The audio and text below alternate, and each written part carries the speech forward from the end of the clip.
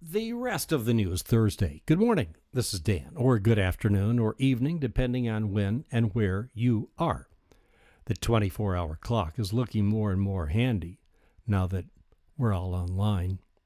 It's the first full day of summer or the first full day of winter, depending on where you are in this wonderful world. The summer solstice at Stonehenge was Soggy.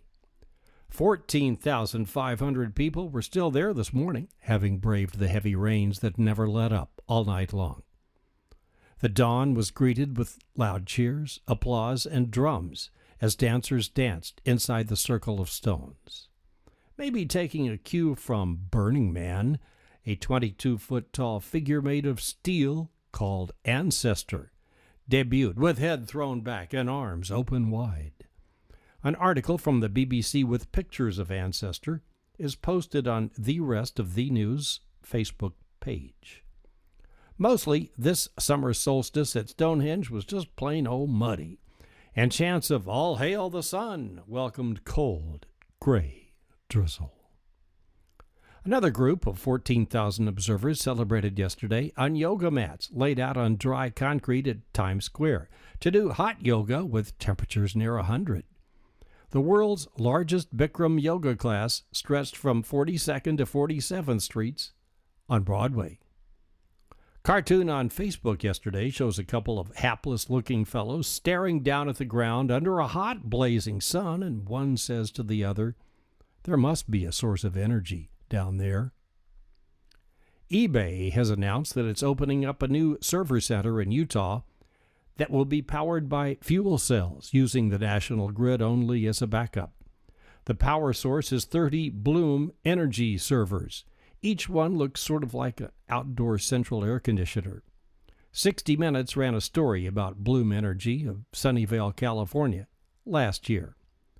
The fuel cells are powered by natural gas, but they can also run on biogas, like from landfills.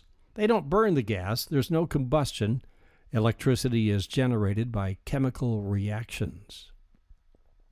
Beginning Monday, Stanford University's free online iPhone and iPad course returns and lasts 2 months.